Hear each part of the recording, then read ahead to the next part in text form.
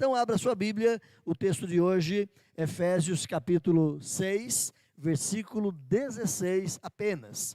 Estamos compartilhando sobre a armadura do cristão e estamos olhando cada uma das peças dessa armadura em particular. Abra sua Bíblia, Efésios capítulo 6, versículo 16 apenas nesse primeiro momento. Paulo vai dizer assim, versículo 16: embraçando sempre o escudo da fé, com o qual podereis apagar todos os dardos inflamados do maligno. É um versículo solto, isolado, no meio de um contexto, mas não podemos esquecer que Paulo está tratando aqui da armadura do cristão, da armadura de Deus oferecida a cada um de nós como filhos para participarmos da batalha, para participarmos do combate. Nós podemos lembrar também que nós estamos no meio de uma guerra, no meio de um conflito, e se nós não estivermos preparados para esse conflito, o nosso inimigo vai obter sobre nós vantagem. Nesses dias de conflitos, especialmente lá entre Israel e a Palestina, nós temos ouvido muito sobre as táticas de guerra, a bateria de antimíssil, por exemplo, que Israel tem, dando proteção com verdadeiros escudos, hoje tudo teleguiado, tudo trabalhado em forma de uma tecnologia mais avançada, mas verdadeiros escudos que estão ali para defender o povo e defender as suas cidades. Quando lá em algum lugar dispara-se um míssil contra Israel, todo aquele sistema de proteção já detecta de onde está vindo e já lança o escudo de proteção, mandando antimísseis atingir aqueles outros, para assim evitar que eles atinjam as cidades ou atinjam as pessoas. Então, com essa tecnologia de ponta, o sistema capta esses sinais do inimigo e dezenas de quilômetros eles podem estar e os mísseis teleguiados vão em busca daqueles outros, destruindo esses mísseis no ar. Então, nós pensamos, ou nós lembramos que isso é uma forma de escudo, de defesa. Na época antiga, a defesa era um escudo pessoal, o soldado carregava, e tinha vários tipos de escudos. Tinha um chamado broquel, que era um redondo pequeno, era usado mais para uma luta corpo a corpo. Havia os escudos grandes que tomavam toda a extensão do corpo do indivíduo. Num ataque diante de uma muralha, por exemplo, ele tinha que ter uma defesa completa para que ele pudesse conseguir chegar ali, vencer a muralha e alcançar o seu inimigo. Então nós temos vários tipos de táticas de guerra lá do passado e podemos, quem sabe, fazer esse paralelo também com os tempos de hoje. Escudos são coisas do passado, escudos são coisas do presente. Hoje, através de uma bateria toda informatizada, toda de uma tecnologia de ponta diferente, mas é o mesmo sistema de defesa do ataque do inimigo contra o seu povo, contra o indivíduo. Só para reportar, meus irmãos, lembrarmos brevemente, Paulo estava preso em Roma. Dessa prisão de Roma, foi a sua primeira prisão em Roma, ele teve possivelmente duas, e na primeira prisão ele escreve 5 cartas para algumas igrejas ali da região da Ásia, particularmente onde hoje é a Turquia. E nessas cartas, o apóstolo Paulo vai preparar esses irmãos para viver de forma agradável e completa a palavra e a vontade de Deus. O ponto principal essa última parte que estamos observando é o capítulo 5, onde Paulo fala que nós devemos ser cheios do Espírito. E ser cheio do Espírito é estar preparado para enfrentar as adversidades, os problemas, as diferenças e as questões todas que invadem e pervadem essa nossa vida no presente momento.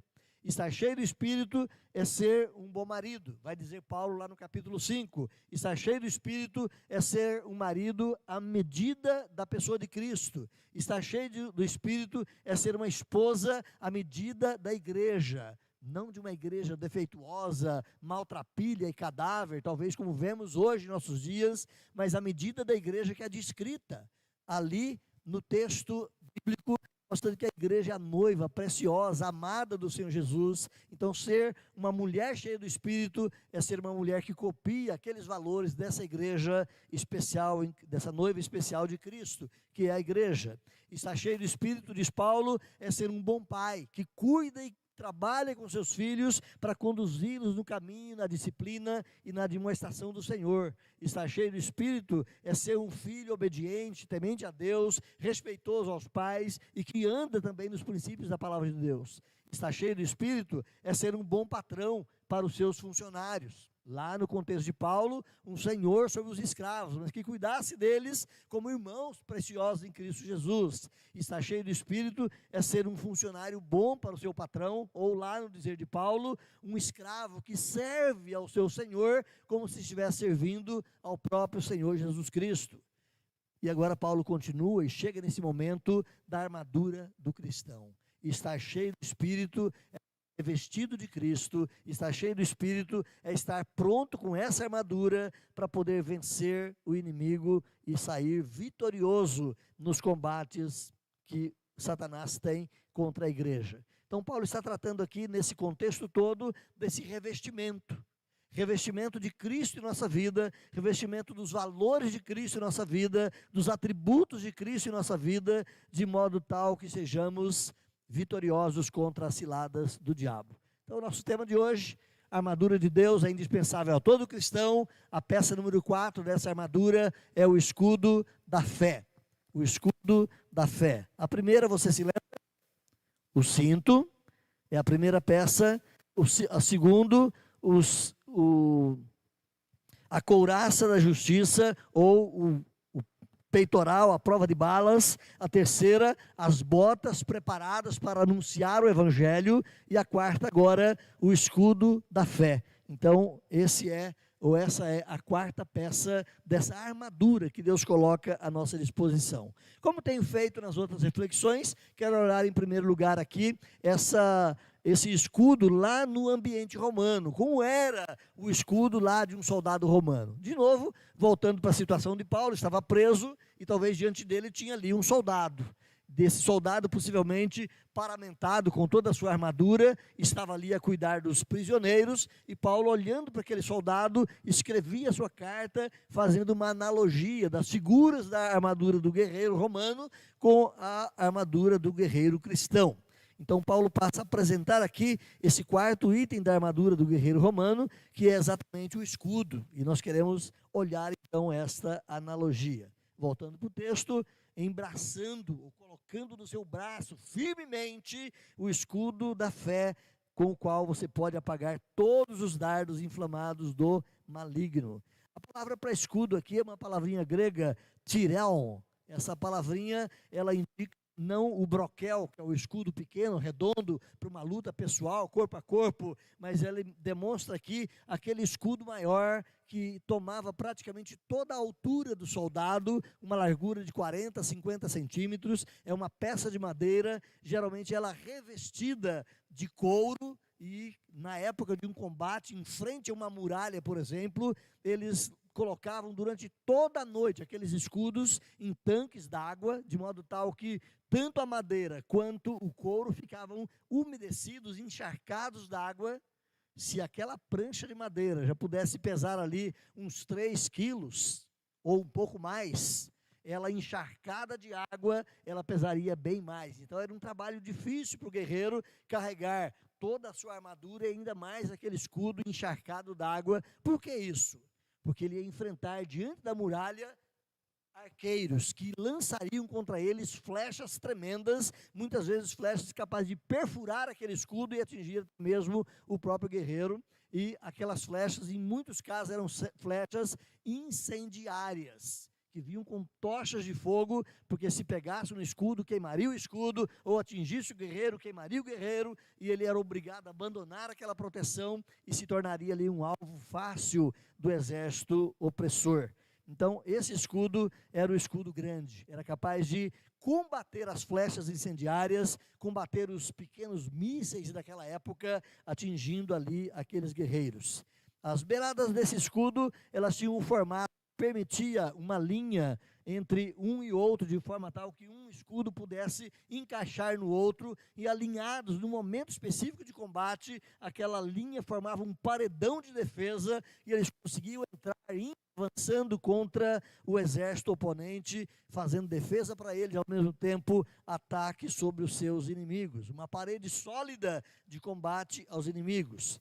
Essa ideia, meus irmãos, sugere também que nós não estamos sozinhos, que embora cada um de nós devemos estar escudados pela fé, mas também amparados e ancorados um no outro. Então, olha só, a parceria na vida cristã, a caminhada conjunta contra o pecado. Então, podemos trazer aqui um exemplo curto e rápido, numa aplicação, que se eu estiver tendo um problema de contaminação, de perturbação, de tentação numa área da minha vida, eu posso clamar ao Senhor, posso usar a minha fé, posso me defender contra as atividades do maligno, mas eu posso me ancorar em um irmão do lado, e posso compartilhar com ele a minha dificuldade, posso pedir que ele ore comigo, me escude também nessa situação de tentação, de provação e de dificuldade. Voltando para o escudo romano, normalmente esse escudo, ele consistia de 2 camadas de madeira, como dissemos, recobertas de lona ou de couro, e no momento específico ele era então encharcado d'água para poder defender dessas flechas incendiárias. As mães gregas, quando os filhos iam para a guerra, elas apontavam para o escudo que o filho estava ali pronto para carregar para o seu momento de guerra, e elas diziam então aos seus filhos que partiam para a guerra: volta para casa e traz esse escudo contigo, ou volte nele. O escudo era do tamanho do guerreiro, ele servia para a sua defesa e para o seu combate, mas muitas vezes o escudo era a maca sobre a qual o guerreiro seria transportado de volta para a sua casa, quando assim o combate lhe permitia. Então, volte para casa e traga esse escudo, ou volte nele. Era a expressão das mães gregas quando os filhos saíam para a guerra. Então, queridos irmãos, no latim a palavra usada aqui é scutum, que é bem próxima ao nosso escudo, né? E descreve exatamente esse escudo grande, que cobre ou que cobria toda a parte do corpo daquele guerreiro. O tyrion, que é a palavrinha grega para esse escudo, esse indica então, como dissemos, esse escudo maior, feito de madeira, coberto de couro, e os soldados então poderiam se proteger e uns aos outros formar aquele paredão de defesa, protegendo todo o grupamento ali. Uma das armas terríveis que poderiam vir contra eles, como já abordado aqui por Paulo, e na própria exposição do escudo romano, eram as setas inflamadas do inimigo, ou os pequenos mísseis, os pequenos dardos com material próprio para incendiar os mísseis, incendiar os escudos daqueles soldados. Então, o segundo ponto nosso aqui é olhar um pouquinho sobre esses dardos inflamados. O que é que Paulo fala para nós sobre esses dardos inflamados? Irmãos, o apóstolo Paulo aponta aqui então, como dissemos, para esses escudos como defesa.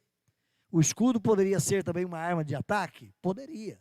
Num ataque corpo a corpo, às vezes uma escudada bem dada no oponente, um empurrão bem dado no oponente, desqualificaria ali naquele momento e poderia partir para um outro ataque e vencê-lo. Mas, via de regra, o escudo era mais uma arma de defesa do que uma arma de ataque. E ele era, como Paulo coloca aqui, especificamente uma arma de defesa contra flechas incendiárias ou dardos do inimigo. Olha mais uma vez o versículo 16. Com o qual podeis apagar os dardos inflamados do maligno. Aqui, Paulo vai caracterizar o inimigo como sendo o maligno. Vamos falar um pouquinho do maligno mais à frente. Então, no tempo de Paulo, os soldados atiravam flechas cujas pontas eram mergulhadas numa substância altamente inflamável, e elas conseguiam levar o fogo na ponta da flecha até atingir o seu alvo e atingir assim o inimigo. Curtis Vaughan é um comentarista bíblico já de um tempo atrás, e ele vai dizer que esses dardos de fogo eram flechas untadas com breu ou com outro material combustível e acesas imediatamente antes de serem lançadas contra o adversário. Então, com esse unguento específico, esse material inflamável característico e próprio, eles lançavam a flecha incendiária que conseguia levar o fogo em longa distância, atingindo ali os seus inimigos, ou propriedades, ou no caso ali, os escudos daqueles soldados. Os soldados do Império Romano, nos tempos do Novo Testamento, usavam dardos frequentemente envolvidos com estopa embebida numa substância combustível e, uma vez acesos, como dissemos, lançados. E para combater esse poder incendiário dos dardos inflamáveis, como dissemos, os escudos de madeira necessitavam de uma cobertura de lona ou de couro, mergulhados na água durante horas, que ele pudesse resistir àquele ataque e apagar aquele fogo que viria contra eles. Paulo fala então desses escudos que podem apagar dardos inflamados do maligno. Paulo não está pensando só no Império Romano. Paulo não está pensando apenas num soldado da sua época, mas está fazendo uma analogia conosco. O que são os dardos inflamados do maligno na sua vida? Será que o diabo lança flechas na sua vida? Ele atira com intenção de matar, de perfurar, de atingir a sua vida? Sim, com certeza. Então nós vamos aludir um pouco a essa contextualização de Paulo nesse tempo. As palavras aludem aqui, meus irmãos, a dardos munidos, como dissemos, de uma mecha em chama, que era um método de combate lá daquela época, e atingia os seus inimigos. E essa forma de combate, ela atravessou a história. Não ficou apenas nos tempos de Paulo, mas em toda a época medieval, e depois quando entra nos tempos já das armações e munições com pólvora e com outros elementos, essa mesma tentativa de atingir fogo. Hoje você tem nos exércitos mais desenvolvidos aí, os famosos lança-chamas. O camarada entra com um botijão preso às costas e uma pistola de fogo que consegue lançar uma chama de fogo a 10, 15 metros de distância, produzindo a carbonização imediata de quem está à sua frente. Então a ideia de dardos inflamados, de fogos que destroem e matam, ainda é uma arma de guerra usada nos dias de hoje. Heródoto, que foi um dos historiadores lá do passado, ele vai escrever dizendo sobre essas guerras do passado. Ele fala aqui no caso do ataque dos persas contra uma fortaleza grega em Atenas, e diz assim: com flechas as quais haviam sido amarradas uma mecha em chamas, eles atiraram contra as barricadas. Então, só para mostrar que existem históricos, registros famosos desses ataques com essas flechas inflamáveis. Lívio, que foi um outro historiador romano, ele descreve o uso de um imenso dardo quando no cerco de Sagunto, que foi um outro conflito dos romanos ali na Europa, e ele vai mostrar que a sua haste era feita de madeira de uma maneira específica, e a sua ponta era de ferro, com quase 1 metro de comprimento, aquela ponta metálica, de modo que pudesse perfurar a armadura do guerreiro e muitas vezes atingir o próprio soldado, alcançando o próprio corpo do soldado. Então era um armamento extremamente violento. No mundo, ou no meio, então ele era munido de uma mecha inflamada, como dissemos, de modo que ele atingisse o escudo e colocasse fogo tanto no escudo ou muitas vezes no próprio guerreiro, de modo tal que era difícil se livrar disso. Uma vez que o fogo atingiu o guerreiro, espalha aquele produto inflamatório, inflamável sobre ele, e o guerreiro ficava em situação difícil, tendo que abandonar às vezes a sua proteção. Tochas em chamas também eram usadas, algumas vezes com piche ou com outros tipos de óleos inflamáveis na época, e os soldados tinham dificuldade de sobreviver a um ataque dessa natureza. Paulo está usando, meus irmãos, essas figuras exatamente para lembrar que o inimigo nosso é implacável. Ele não tem piedade. Ele ataca no intuito de destruir, de matar, de destruir mesmo do povo e do reino de Deus. Voltando para o tempo lá daquela época, como dissemos, quando atingiam um soldado de frente de um pelotão, alinhados naquele paredão de escudos, ajustados uns aos outros, muitas vezes uma ala inteira era prejudicada, porque o soldado atingido abandonava o seu posto, o paredão se desfazia e muitas vezes uma ala inteira era atingida pelo inimigo. Então, Satanás ele usa dardos inflamados contra o povo de Deus. O que são esses dardos inflamados contra o povo de Deus? Muitas vezes o diabo lança contra nós os dardos da mentira. Pessoas que falam mentiras contra o povo de Deus, tentando colocá-los, emboscá-los em situações complicadas. Lembra da última bem-aventurança de Jesus, lá em Mateus capítulo 5? Bem-aventurados sois vós quando vos injuriarem e mentindo disserem todo mal contra vós. Então, o crente ser atingido por fake news, o crente ser atingido por mentiras, o crente for atingido por falcatruas do inimigo no intuito de desestabilizar o crente, isso não é coisa da nossa época. Jesus já previa que isso aconteceria com o seu povo. Vão mentir contra vocês, vão falar calúnias contra vocês, vão lançar impropérios contra vocês, vão criar situações para embaraçar a vida, o nome, o testemunho de vocês, mas lembrem disso, bem-aventurados sois, porque estão fazendo isso e mesmo que consigam embaraçar e atingir a vida de vocês, Deus sabe quem é cada um dos seus filhos. Deus conhece o caráter e a vida de cada um dos seus filhos. Então, o diabo vai tentar nos atingir com mentiras. Se você nunca foi atingido pela mentira de alguém, fique pronto que esse pode ser um dos dardos do inimigo na sua vida. O inimigo muitas vezes lança em nossa mente pensamentos blasfemos, pensamentos errados, pensamentos que depõem contra o Evangelho e as verdades acerca de Deus em nosso coração. De onde que vem esse pensamento? Como eu pensei nisso?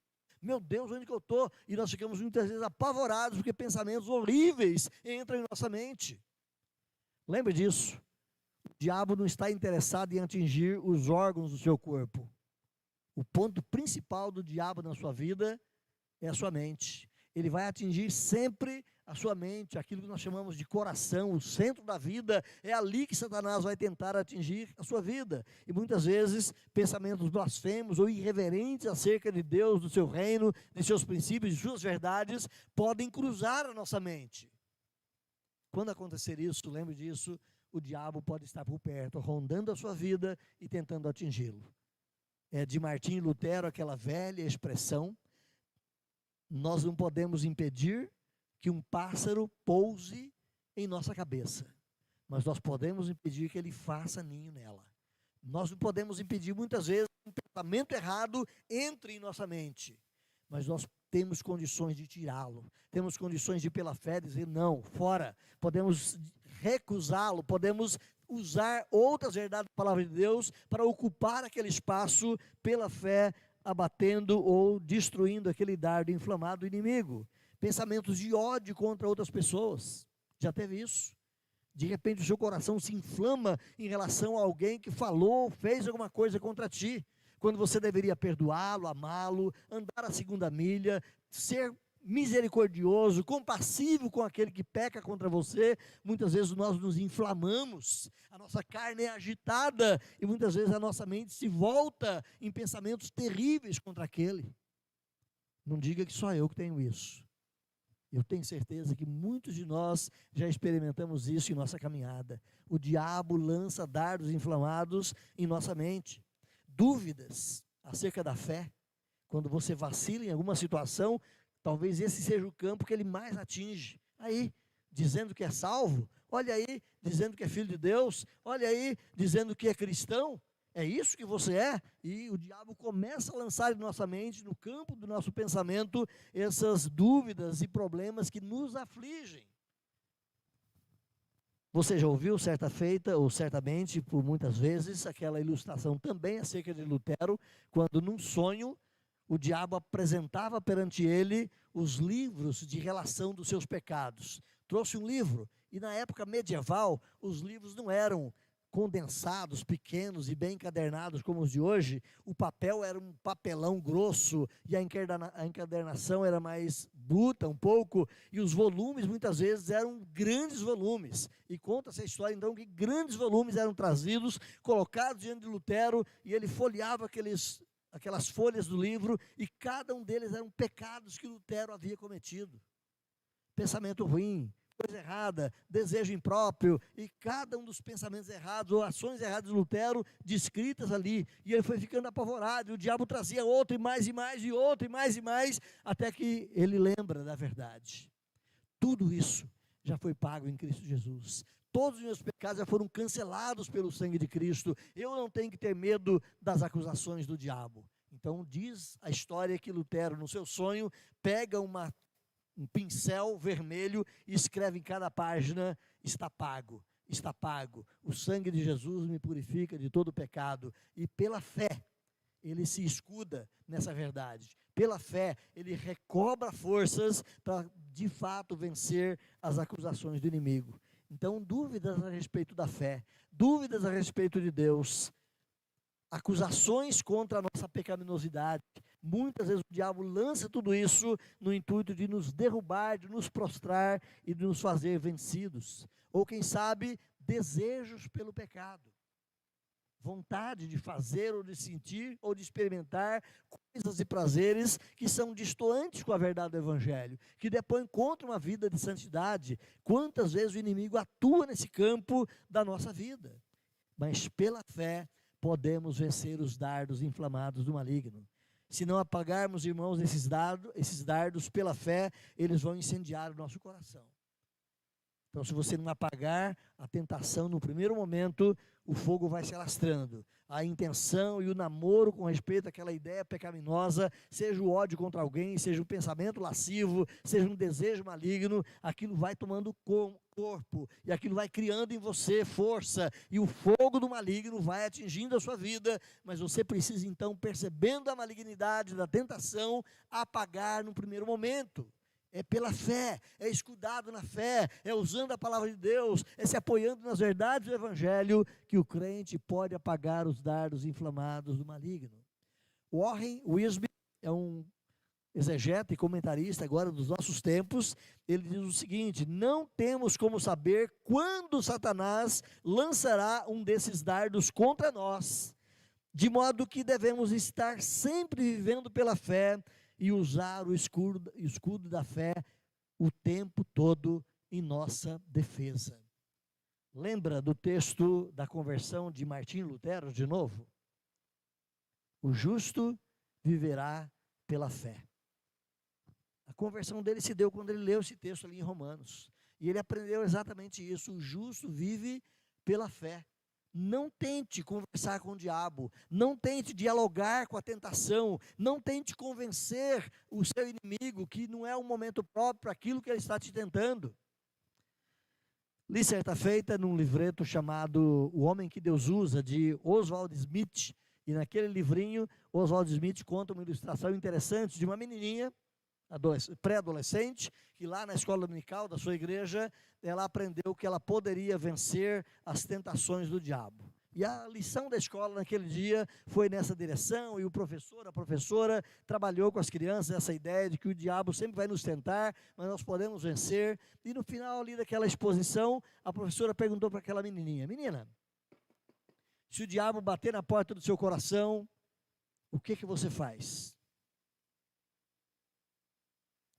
Então o Smith para com a história aí, e ele diz o seguinte: se o diabo bater na porta do nosso coração com uma tentação, com uma forma de nos seduzir, e nós abrirmos um pouquinho só da porta e olharmos e perguntarmos quem é, ele vai usar aquele momento de abertura, colocar o pé na fresta da porta e vai continuar forçando e abrindo com o pé, e quando menos espera, ele vai ter acesso ao nosso coração e nós não venceremos aquela tentação.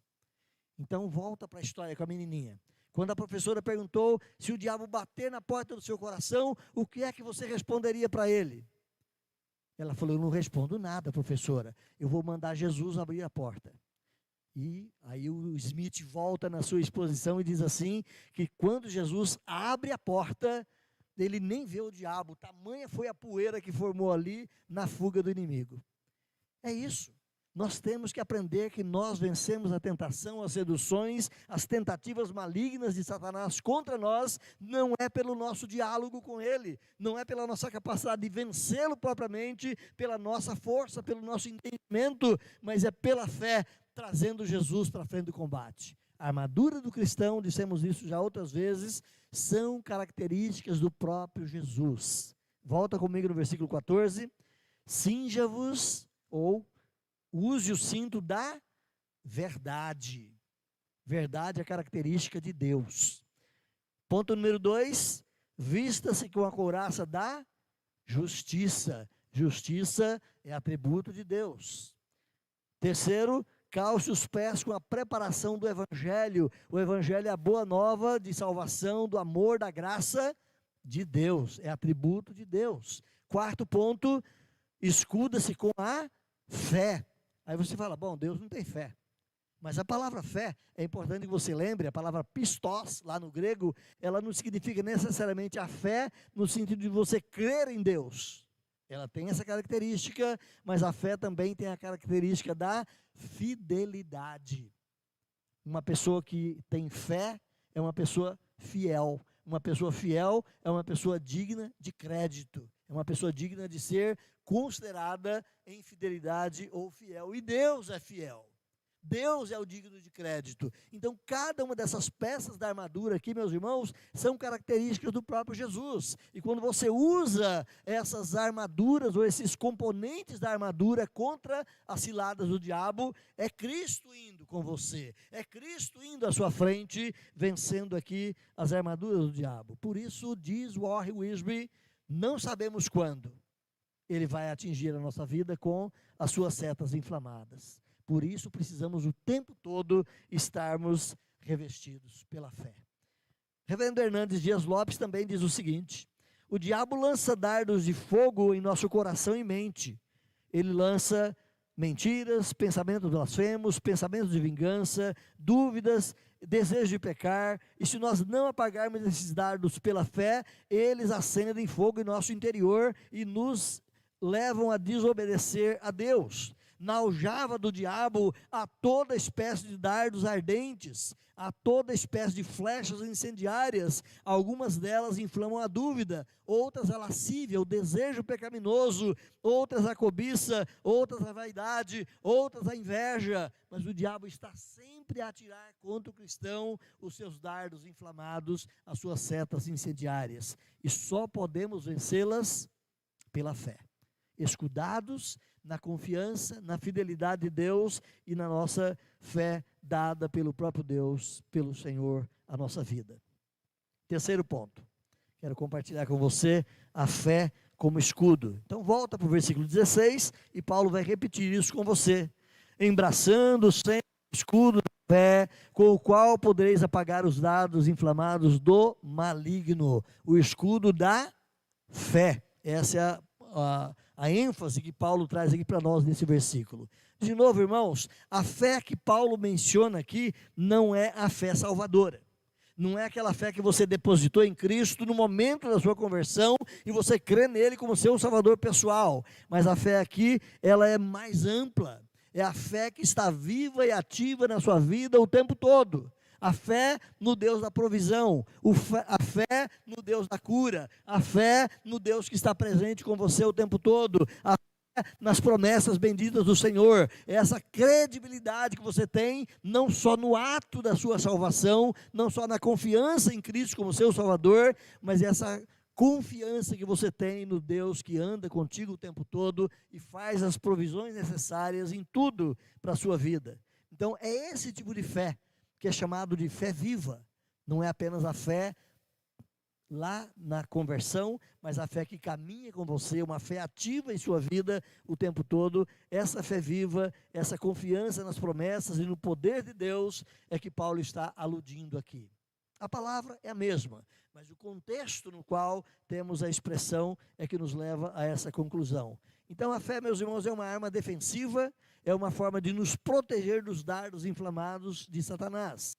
Não está aqui em foco a fé meramente como um corpo de doutrinas. Por exemplo, se eu perguntar qual é a fé presbiteriana, você fala, pega a Confissão de Fé de Westminster e você tem lá um resumo da fé presbiteriana. Qual é a fé batista? Pega lá as confissões de Savoy, ou a confissão lá de 1689, e você vai ter as confissões batistas. Qual é a confissão luterana? Pega lá a confissão tal, ou qual é a fé luterana? Pega lá a confissão tal, e você vai descobrir ali a fé luterana. Não é esse tipo de corpo doutrinário que Paulo está tratando aqui.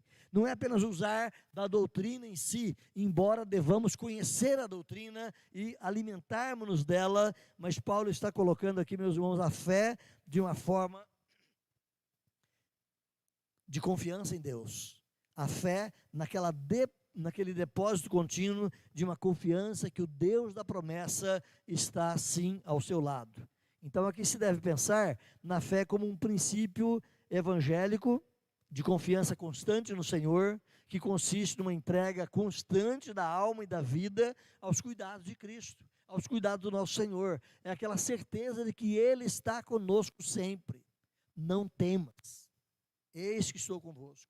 Não temas, o diabo está para lançar alguns de vós na prisão, mas não temas, eu estou com vocês. Então essa certeza da presença de Jesus, essa fé é a fé que governa a vida do crente. O tempo todo, a consciência e a confiança no Deus presente em sua vida. Deus não nos salvou e nos deixou a ermo nessa caminhada, caminha conosco. Deus não nos abandonou às nossas próprias expensas e forças, mas Ele está ao nosso lado. Francis Fuchs é um outro comentarista bíblico, e ele vai dizer o seguinte: o apóstolo, no caso aqui Paulo, sabia que somente a dependência de fé em Deus podia debelar e anular os efeitos dessas armas do maligno, sempre que elas fossem atiradas contra o cristão. Então, qualquer que seja a tentação que o diabo lance contra a sua vida, escude-se na fé, na pessoa bendita de Jesus que está contigo, na certeza de que Ele é o seu protetor, na certeza de que Ele tem poder para vencer o inimigo à nossa volta. Então Paulo nos informa aqui, meus irmãos, que a procedência dos dardos vem de onde? Do maligno. Quem provoca as tentações da nossa vida, em grande parte, é o maligno. Agora, o que o maligno usa para provocar as tentações? A minha carne. Eu tenho uma carne pecaminosa, eu tenho uma natureza ainda caída em pecado, e embora ela foi vencida e morta na ressurreição, na crucificação e ressurreição de Cristo, o diabo quer levantar essa natureza o tempo todo, o diabo quer fazer com que ela se levante o tempo todo, e o prescrito de Paulo é o quê? Faça morrer a vossa natureza terrena. Não permite que o velho homem se levante, fique firme, faça morrer a vossa natureza terrena. Mas o diabo sempre vai nos tentar, sempre vai tentar levantar a nossa natureza, de forma tal que ela nos conduza ao pecado. O diabo vai usar pessoas à nossa volta, o diabo vai usar o sistema caído do mundo, o diabo vai usar as mais diferentes formas para tentar nos derrubar e nos levar ao pecado. Mas todo tipo de seta que te conduza à tentação, embora possa ser de terceiros, de pessoas, de sistemas, por trás de tudo isso está o maligno.